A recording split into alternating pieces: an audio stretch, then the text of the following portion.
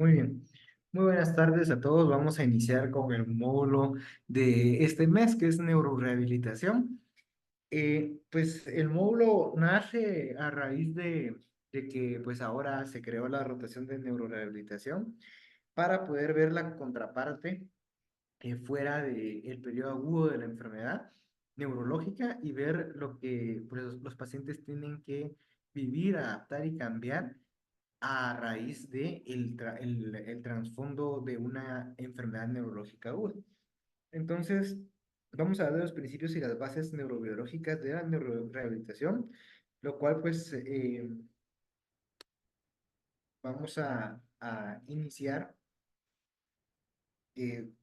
mencionando que el término de, o mejor dicho, la rehabilitación en neurología, la neurorehabilitación, empieza hace 60 años a tomar auge y a desarrollarse, y esto debido a que varios rehabilitadores, fisiatras y médicos, inclusive quiroprácticos, empiezan que en Estados Unidos la quiropraxia es reconocida como una especialidad médica en algunas universidades, y entonces empiezan a estudiar un poco más este tema. Asimismo, también la parte de la bioingeniería y cómo va uniéndose la bioingeniería junto con la parte de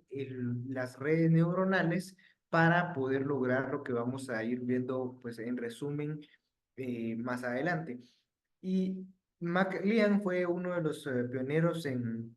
tratar de integrar de forma holística la disciplina de la neurorehabilitación,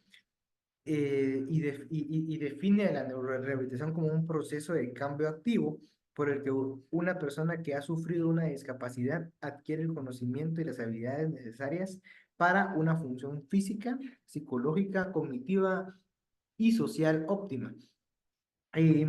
Esto pues hace mucho énfasis en la palabra que es un proceso activo de enseñanza más que algo pasivo de solamente que el rehabilitador haga con el paciente ciertos ejercicios o que lo ponga a hacer ciertas terapias. Más que eso, el neurorehabilitador en realidad está enseñando constantemente un nuevo estilo de vida al paciente para poder llevar a cabo funciones físicas, cognitivas y sociales de una forma óptima. Y vamos a ir viendo que al momento de que existe en un déficit neurológico, eh, vamos a hablar de dominancia cerebral, vamos a hablar de si el hemisferio dominante es el que está afectado, si es el hemisferio no dominante, si es unilateral, si es bilateral la lesión, y también vamos a hablar de algunas bases de redes neuronales que sirven mucho para lo que vamos a ir viendo que se hace hoy en día en investigación en neurorehabilitación. Y sucede de que, pues, el objetivo principal de la neurorehabilitación va a ser disminuir el deterioro de la capacidad física, pero se descubre con el pasar del desarrollo de esta rama de que al disminuir la capacidad física de una parte del cuerpo, por ejemplo, al tener una pérdida de la función motora del miembro superior, inclusive no dominante, va a existir una pérdida también de la densidad o de la arborización dendrítica y de las conexiones sinápticas contralaterales a la lesión en la misma área en donde está la lesión en el hemisferio no dominante, en este caso del ejemplo.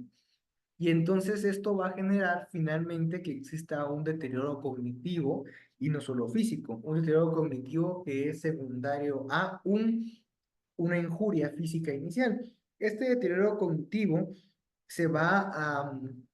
a limitar de forma inicial a, el, a la lesión o a la pérdida de la función precisa, por ejemplo, una apraxia. Que sea algo que se aprendió, que sea una conducta motora aprendida por la repetición, y por el tiempo, y que finalmente pues se va a ir perdiendo por un proceso inverso a la repetición en cuanto a tiempo, ya no voy a hacer la misma acción motora, voy a ir perdiendo esas conexiones neuronales y entonces se va a ir perdiendo la conducta que está motora aprendida, pero también va a llevar una contaminación de otras redes neuronales para que finalmente exista un déficit cognitivo importante. Esto es muy común en evento vascular cerebral, esclerosis múltiple e inclusive también abarca algunas lesiones como de la médula espinal, pero también hace mucho énfasis en la parte de los procesos neurodegenerativos como la enfermedad de Parkinson. Entonces, asimismo, también es importante conocer el hecho de que es importante conocer el hecho de que la organización de las neuronas se va a dar a través de sustratos que van a estar en puntos nodales o puntos de referencia. Y eso lo vamos a ir viendo porque sabemos de que la plasticidad es la capacidad, hablando de neurología, la plasticidad es la capacidad que tiene la neurona de hacer cambios y de poder cambiar, tal vez no de su función, pero sí poder cambiar en la intensidad de la señal o la intensidad o la cualidad o la calidad de la señal o de la información que va a transmitir. Y entonces hay un concepto que se llama plasticidad hegeliana, que pues es la teoría de Hegel, que básicamente dice de esta forma: supongamos que la persistencia de una actividad repetitiva o de una señal, en este caso esa actividad repetitiva se vuelve una señal, tiende a inducir cambios celulares duraderos que promueven la estabilidad de dichos cambios. Eso es el concepto básicamente de neuroplasticidad.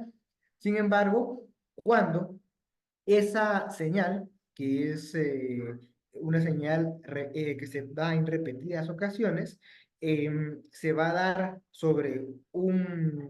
una célula A, que es básicamente una célula que va a estar en un hemisferio izquierdo-derecho, independientemente de cuál sea,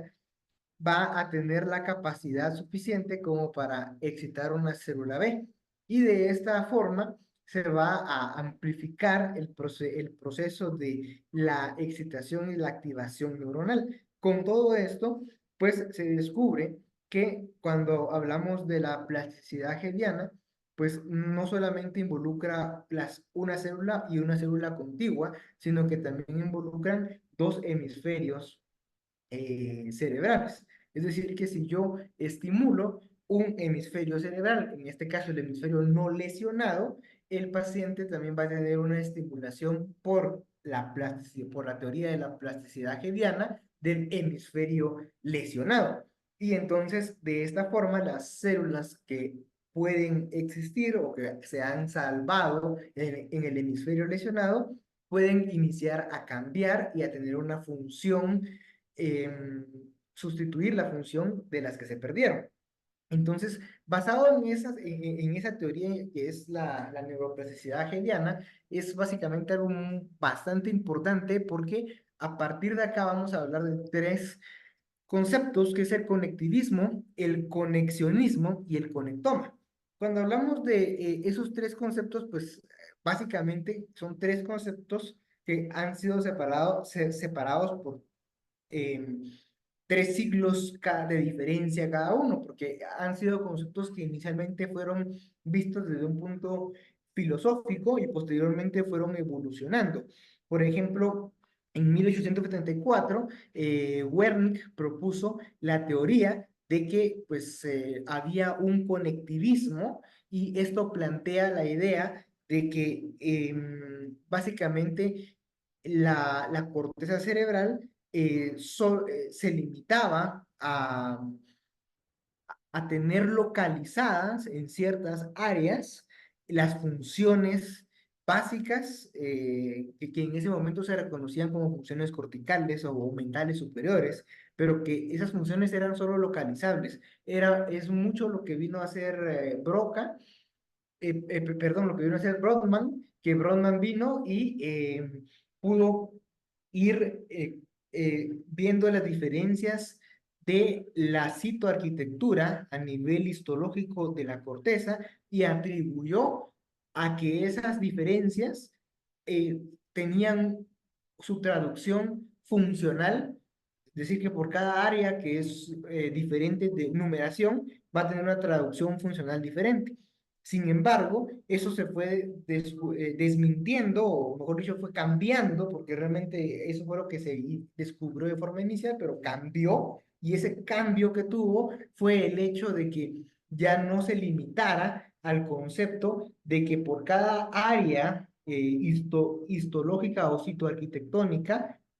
fuera a haber una función específica, sino que de hecho solamente son puntos nodales o son puntos de referencia en donde si bien es cierto, en esa área, por ejemplo, el área número 4, esa área número 4 que es el área de, de la motora primaria, si en esa área, pues básicamente eh, podría existir o no em, la función motora puntual, pero también se relaciona con otras áreas que son distintas. Entonces, básicamente con eso, tenemos que hay 5 ejes o principios en neurorehabilitación tomados de este libro, y esa es la terapia de movimiento inducido por restricciones y aprendizajes intensivos, la terapia del lenguaje, que va a estar inducida por restricciones y otros métodos para estimular la producción motora del lenguaje, la terapia de adaptación y la terapia que va a utilizar una retroalimentación virtual, y asimismo también vamos a tener una terapia de estimulación magnética transcraneal, que esto pues ya se ha hablado en otras patologías como enfermedad de Parkinson principalmente, y también inclusive en el tratamiento de epilepsia farmacoresistente. Pero en este caso, pues también existe la terapia de corriente directa, que está destinada principalmente a tener un mejor resultado, porque va a tratar no solo la parte motora o sensorio-motora, sino que también la parte cognitiva y afectiva. Y se sabe que al momento de tener al paciente de una forma integrativa, afectiva y cognitivamente, eh, en óptimas condiciones, va a tener un mejor resultado sensorio-motor. Entonces, basado en eso, pues tenemos el concepto de redes neuronales, que como ya lo hemos visto en otras patologías y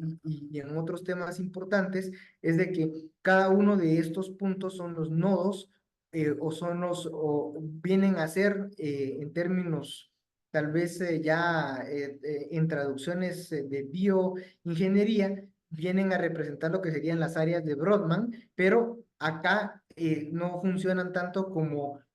áreas de citoarquitectónicas, sino que funcionan como áreas funcionales que fueron estudiadas a través de la activación e inactivación por medio de resonancias magnéticas funcionales. Como ven que cuando alguien, por ejemplo, inicia el movimiento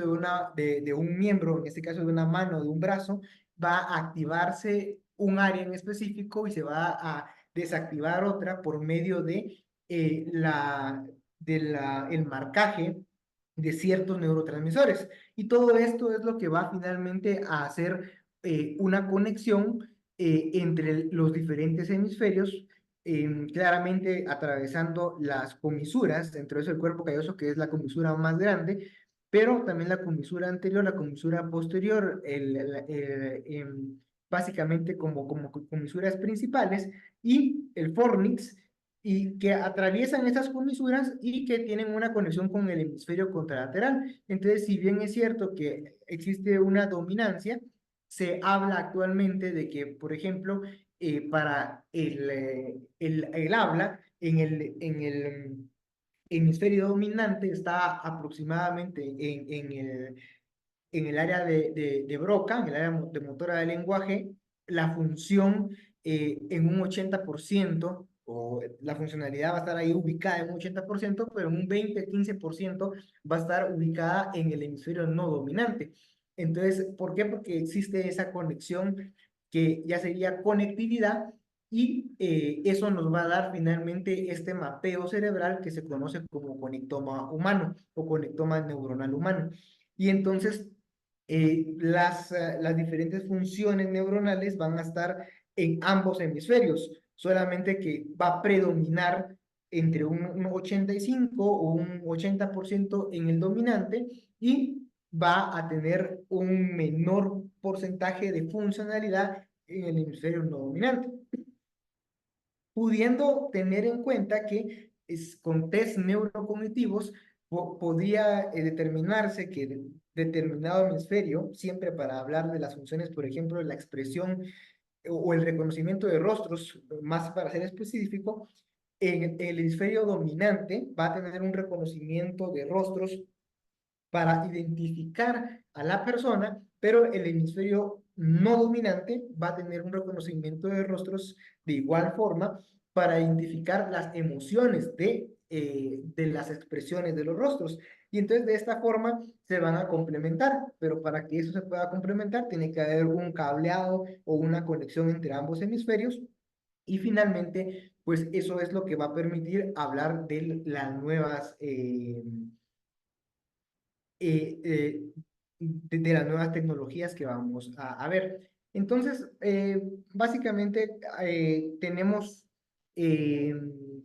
que en fisioterapia se van a utilizar los ejercicios terapéuticos y de reeducación, ejercicios de resistencia, ejercicios para mejorar la forma física. De hecho, estos son algunos temas de clases que se van a estar dando. También van a haber técnicas de neurofacilitación y van a haber algunos ejercicios motores que van a permitir ciertas habilidades motoras finas, como la escritura, el vestir, o principalmente las praxias para las que se han perdido por lesiones que van a estar localizadas en la corteza motora suplementaria. Asimismo, también van a haber ejercicios que van a estar enfocados más a reforzar una tarea, la capacidad para realizar una tarea que se perdió y ejercicios que van a estar enfocados en manipular o utilizar órtesis y dispositivos que van a ayudar al paciente, pero que actualmente, pues realmente cuando vamos a revisar algunos artículos que les voy a mostrar a continuación, ya no se habla tanto de las órtesis como el bastón o los afos, que son las órtesis que son para únicamente tobillo y talón, sino que se habla ya de órtesis que tengan que ver con conexiones neurales a nivel periférico y a nivel central. Y eso es básicamente lo que hablamos de una estimulación magnética transcraneal a través de la neuronavegación y está basado principalmente en el principio de la plasticidad hediana, que es la plasticidad que vamos a tener a raíz de la estimulación del hemisferio no lesionado y cómo esto va a hacer que cambie y que se estimule nuevamente las áreas contralaterales, en este caso del hemisferio que sí se lesionó. Y pues eso es en general no solo para evento vascular cerebral, sino que también va a ser en general para lo que es otros trastornos que van a generar lesión. No se habla mucho de lo que es del trauma, porque eso pues va a generar,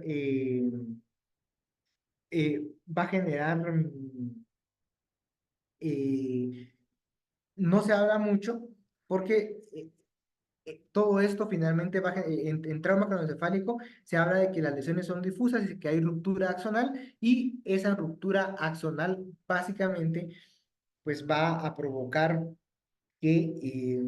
no pueda existir ese principio de plasticidad hediana. Entonces básicamente en trauma sí está un poquito todavía eh, atrasado el avance en cuanto a las medidas que se van a tener eh, para estos temas. Pero cuando hablamos de también de estos temas, tenemos que hablar de adaptación del paciente con lesión, con secuelas neurológicas a la vida diaria y de la independencia funcional. O sea, ¿cómo voy yo a hacer para que el paciente se adapte a un nuevo estilo de vida con la disfunción sensorio-motora que pueda llegar a tener? ¿Y cómo voy yo a valorar y a medir en cierta parte esta independencia basado en las funciones de las actividades de la vida diaria? Entonces, pues como sabemos, existen varias escalas para eso. Una de las más utilizadas es la escala de Bartel, pero pues finalmente también es importante que no se descuide la parte afectiva y la parte cognitiva, porque si no, de todas formas se va a perder la densidad dendrítica o la arborización dendrítica debido a esos cambios que ya les comenté anteriormente, y principalmente también por esa misma plasticidad, porque si tenemos la capacidad para cambiar a algo positivo, también tenemos la capacidad para perder o para cambiar, pero en este caso perder ciertas funciones al momento de dejar de usarlo. Entonces, tenemos algunos mecanismos biológicos para esa neurorestauración que básicamente van a ser los mecanismos intrínsecos y extrínsecos. Y los mecanismos intrínsecos nos van a hablar básicamente de cambios que se van a dar a nivel neurobiológico, como las transmisiones de los diferentes neurotransmisores, valga la redundancia, ya sean estos excitatorios, inhibitorios o moduladores. Y entonces, cómo esto pues va a tratar de ir, cómo puedo yo dirigir la terapia a restaurar esa función excitadora, inhibidora o moduladora de los neurotransmisores, y eso muchas veces lo voy a hacer con apoyo farmacológico, y también cómo voy a lograr algunos cambios de señalización interneuronal a través de señales tróficas por medio del aprendizaje a través de la repetición del miembro no afectado. Por ejemplo, como la repetición de un movimiento que necesito que se haga con el miembro que está afectado, el hacerlo con el miembro no afectado me va a conllevar básicamente a que exista esa neuroplasticidad hegeliana o biemisférica, y que finalmente el paciente pueda llegar a recuperar cierto grado de funcionalidad del lado afectado. Entonces, esa parte, pues también hablamos aquí de cómo voy a tratar de ampliar. Se ha hecho mucho estudio actualmente de cómo se va a tratar de ampliar la arborización dendrítica, y con esto la conexión entre neuronas, y aumentar el número de sinapsis en el hemisferio o en la neuroanatomía lesionada. Y así mismo también se habla de la neurogénesis, que como sabemos se da a nivel del hipocampo y que es una neurogénesis constante, pero también vamos a tener un concepto de neurogénesis que uno va a que no es natural, sino que se va a hacer a través de células madre. Entonces, eso es lo que vamos a ver ahorita en unos momentos, pero también tenemos los mecanismos extrínsecos, y esos mecanismos extrínsecos son los que se van a integrar finalmente con la parte más conservadora, que es la repetición pasiva de movimientos que el médico fisiatra o el terapista va normalmente y por historia ha ido aplicando a los pacientes a lo largo de lo que conocemos del concepto de rehabilitación o sea, hasta fechas antes de 60 años atrás. Entonces, pero asimismo todo esto que es extrínseco, que es pasivo, pues logra mejorar también cascada de moléculas que van a funcionar como mensajeros, como la dopamina, la serotonina, como el AMP cíclico. Así también van a mejorar la capacidad de la mielinización, y va a haber una remielinización axonal, por ejemplo, y de esta forma, pues también existe la capacidad de prevenir atrofia muscular, y con esto de prevenir que exista un aumento de la desmielinización por desuso. Entonces, eh, todo esto, pues ya ahora se va a ir integrando en lo que es la neurorehabilitación translacional, que es todo aquello que se inició en un laboratorio clínico, que parte de una ciencia básica de la teorización de los conceptos de plasticidad, de la plasticidad hegeliana, que se estimula un hemisferio, el otro hemisferio también va a ser estimulado.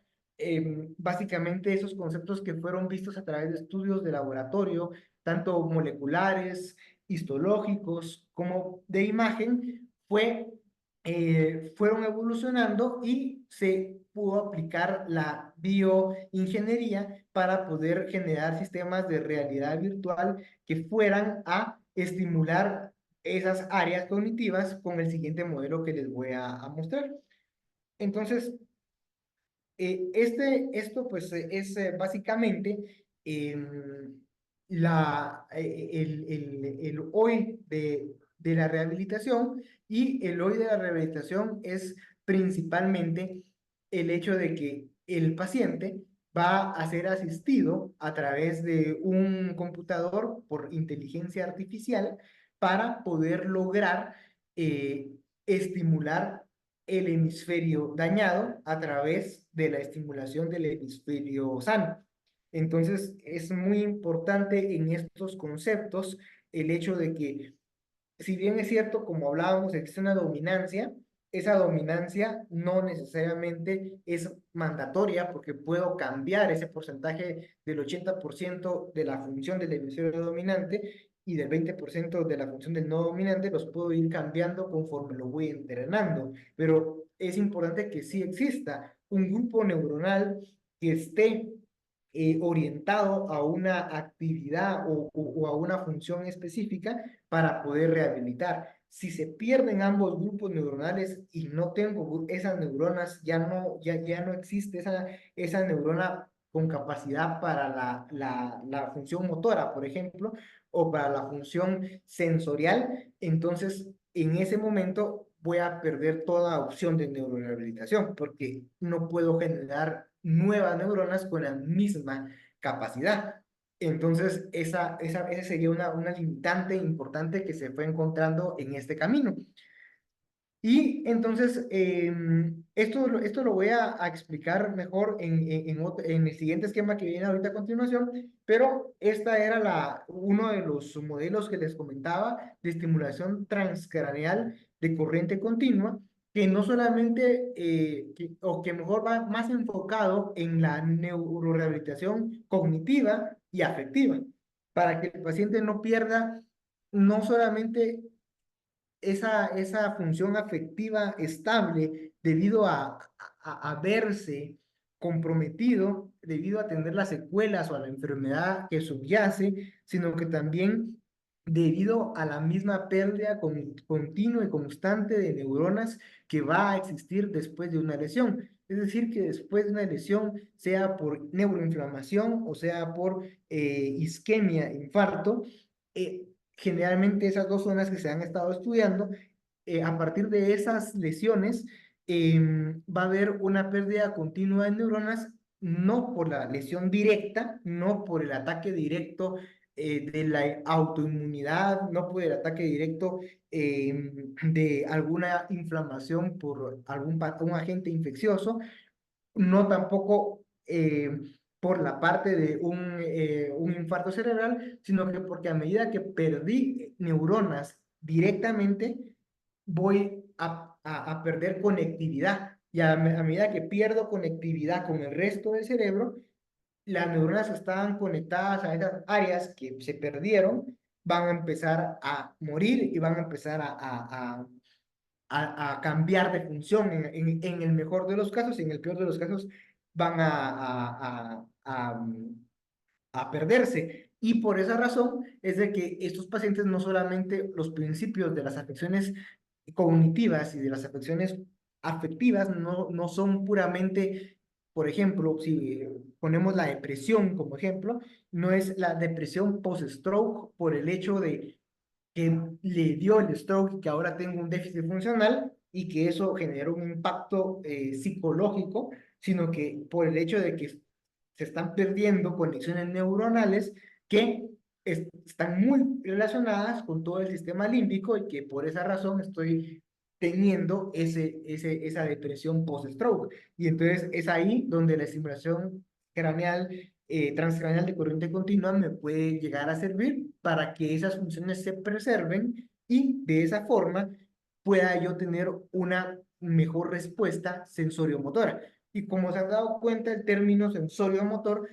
es muy importante porque la neurorehabilitación va dirigida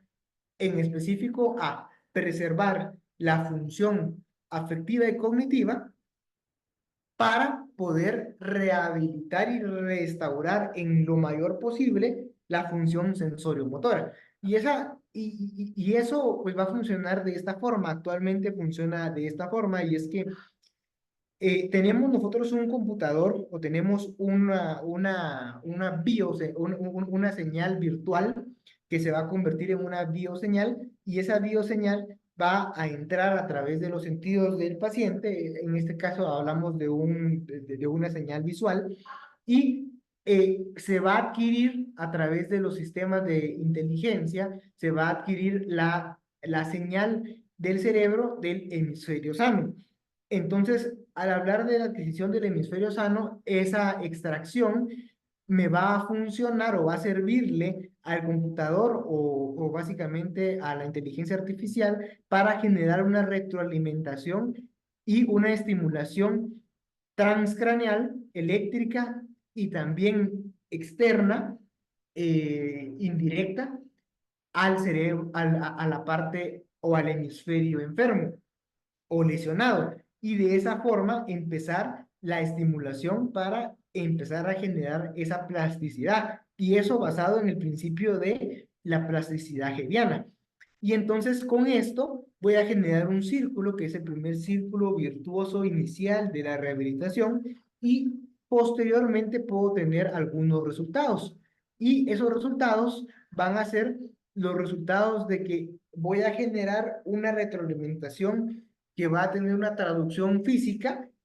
o que no va a tener una traducción física. En el mejor de los casos va a tener una traducción física y esa traducción física pues va a hacer que el paciente pueda empezar a ver resultados ya teniendo ese estímulo, es decir, que ya va a haber activación de la función motora y sensorial o sensitiva perdida por la estimulación hegeliana que hubo en este primer paso. Entonces, posteriormente, a través de la estimulación eléctrica neuromuscular, ya se empieza a trabajar localmente el déficit neuromuscular, valga la redundancia, para poder fortalecer músculo y fortalecer función de transmisión eléctrica o de potencial de acción muscular, en este caso nervioso. Entonces, eso es lo que finalmente va a generar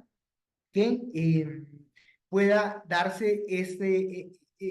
fenómeno de lo que sería la rehabilitación a través de la interfaz cerebro-máquina o cerebro-computador, pero que actualmente el término que mejor se está utilizando es cerebro-máquina. Y los primeros estudios se han hecho en stroke, en evento vascular cerebral isquémico, pero también hay estudios que ya están saliendo y que todo esto ha partido también de los estudios de la enfermedad de Parkinson y de otros tipos de movimientos anormales, así como también han partido de lo que empezó como terapia para la epilepsia farmacoresistente. Y entonces, esto pues básicamente es un resumen de lo que estábamos viendo en el esquema anterior y aquí en la imagen B podemos darnos cuenta cómo pues generalmente eh, hay no solamente estimulación eléctrica transcraneal externa, continua, sino que también va a haber cuando ya existe cuando ya hay un porcentaje de rehabilitación del movimiento o de la capacidad sensorial, entonces ya va a haber un ciclo de retroalimentación virtual. Es decir, que acá ahora conectan los electrodos y esos electrodos van o sea, el paciente va a voluntariamente a movilizar o a ejecutar alguna acción o va a ser estimulado sensitivamente para la modalidad sensitiva perdida y eso va a ser captado en el mismo miembro que estaba afectado o que está afectado todavía en algún porcentaje y va a retornar hacia el hemisferio dañado y al hemisferio sano para que eso se retroalimente y exista lo que se llama el fenómeno de expansión de la plasticidad hebbiana. Entonces, básicamente, por esa razón es que Bradley nos dice que los mecanismos actuales es la plasticidad de redes, que es lo que, básicamente lo que he estado explicando o tratado de explicar en estas diapositivas que hemos pasado, y la plasticidad neuronal, que son propias de las neuronas locales del hemisferio sano y del hemisferio enfermo cuando ya llego a hacer la plasticidad de red y la parte del trasplante celular, que es lo que vamos a, las últimas 4 diapositivas se dedican a ese tema, y pues hablamos de que cuando hay, esto principalmente ha sido estudiado, aquí habla de trauma cerebral en esta revista de Transplantation Cell. Sin embargo, específicamente en este número de revista, había en este volumen 28, lo que habla en realidad es de la injuria del cordón espinal. Entonces, básicamente, se ha visto, como les comentaba, a nivel de cerebro como tal, pues al haber un trauma, que es, el trauma es un mecanismo de lesivo difuso, entonces eso es más complicado de poder rehabilitar desde ese punto de vista, de forma de que el ser humano intervenga sobre otro ser humano, porque él puede tener su propia historia natural de rehabilitación hasta cierto porcentaje de funcionalidad, pero en cordón espinal se han hecho algunos estudios y se ha hecho medicina translacional, que es pasar lo que la ciencia básica hacia lo que es la práctica clínica. Y entonces se ha visto que cuando tenemos circuitos de células de huésped, eh, básicamente pues, hay células madre, eso pues, son células madre multipotenciales que pueden tomar diferentes o que pueden diferenciarse a diferente tipo de célula. En este caso tienen que ser células madres neuronales para que se puedan diferenciar a diferentes tipos de célula neuronal. Esto puede ser una neurona, puede ser un astorcito, puede ser un oligodendrocito, y esto pues básicamente va a ser alimentado inicialmente en un laboratorio. En un laboratorio se van a dar las señales y se van a poner los medios neurotrópicos para que pueda existir ese desarrollo y maduración de la célula madre y esta pueda sobrevivir una vez hecho el trasplante como tal hacia el área lesionada, que va a tener un área de gliosis, que va a ser básicamente un área donde no hay neuronas, sino que solo hay tejido de neurópilo que cubrió esas neuronas que se perdieron. Entonces, cuando esas redes neuronales se tienen que crear en laboratorio, no se van a crear fuera, no se va a inyectar neurona, célula madre por célula madre, sino que se arma un circuito neuronal propio, con la misma, básicamente, como tal, con la misma función a través de estimulación de señal externa a través del uso de la inteligencia artificial, y entonces esto ya inicia a tener una diferenciación celular para poder mantener la función para la que fueron programadas estas células. Entonces, no podemos hablar de que hay una programación transgenética todavía, pero sí se ha visto que a través de la diferencia de las señales Es decir, aquí nos hablan de que cada señal va a ser en diferente intensidad de electricidad. Nos hablan mucho de lo que es la electricidad y de la frecuencia del estímulo eléctrico. Nos habla que generalmente la frecuencia que mejor resultado ha dado es una frecuencia entre los 8 y los 16 Hz y que justamente se traduce en una frecuencia post-rolándica y que tendría mucha relación, mucho sentido con el hecho de que esa es la frecuencia a la cual pues se encuentra tanto la parte sensorial como la parte motora, porque recordemos que el área 4 de Brodmann o el área prerolándica va a abarcar aproximadamente el 85% del tracto córtico-espinal, pero el área postrolándica, que ya pertenece al lóbulo parietal, va a abarcar todavía un 15 o un 20% de ese tracto o esa vía piramidal de ese hemisferio que pues posteriormente se va a excusar a nivel de la médula oblongada, pero que realmente a esa intensidad de señal ha dado mucho resultado el hecho de que la célula sí se pueda llegar a crecer y que pueda llegar a diferenciarse. Entonces, las diferentes señales que se van a aplicar a las células madre multipotentes van a generar una transformación genética y esa transformación genética, pues no es que haya manipulación genética como tal directamente de la ingeniería genética, pero sí a través de la calidad y la cantidad de señal que voy a mandar. Eso sí va a hacer que el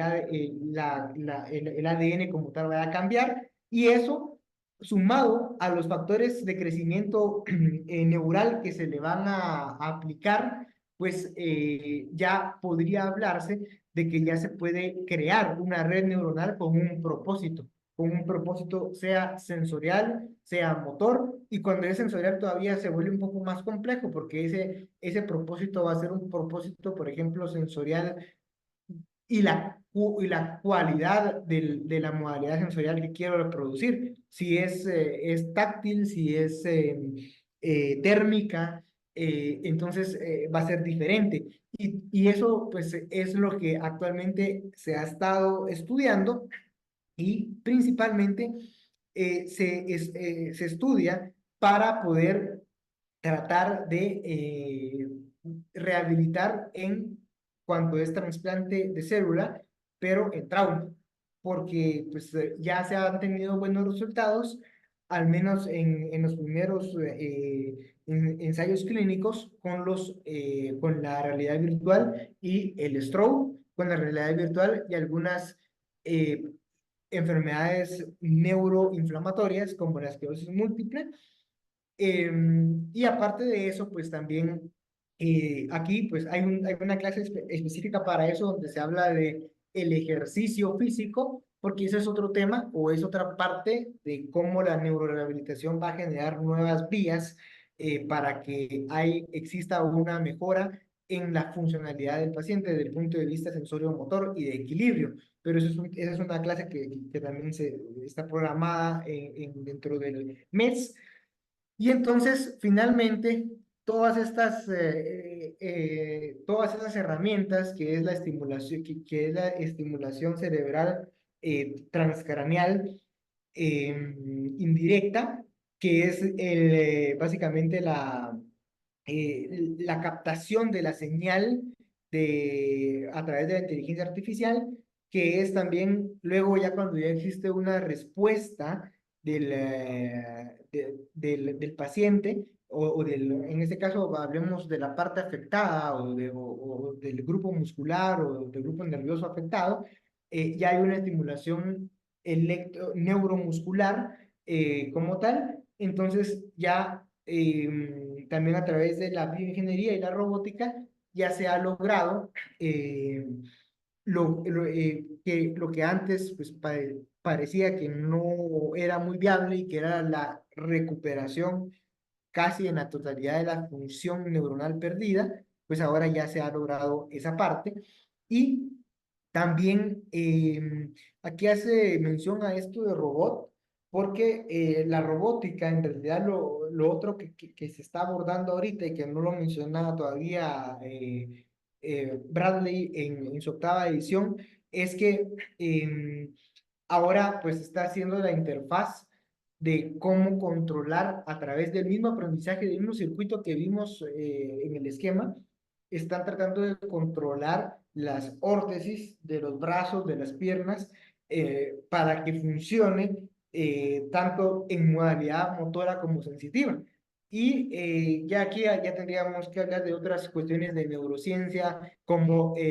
los chips neuroimplantables, pero ya esto ya va dirigido en otro campo de las neurociencias y todavía está empezando como a tratar de mezclarse o el área de la neurorehabilitación está tratando de jalarlo todavía, pero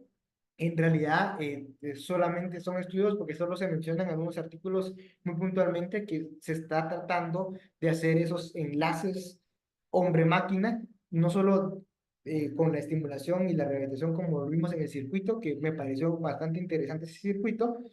sino que también ya como para hacer que una persona pueda controlar y sentir a través de una pieza robótica. Entonces, esa parte pues también es lo que viene, pero es más en investigación de neurociencias y todavía no hay aplicación clínica, al menos que ya sea una realidad como tal. Que hay estudios, que se está haciendo en algunos casos en laboratorios, sí, pero todavía no está en artículos propios de ya clínicos aplicables. Entonces, básicamente eso era lo que les traía para el día de hoy.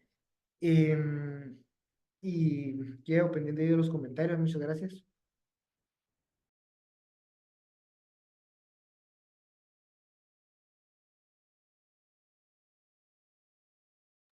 Podemos parar la grabación.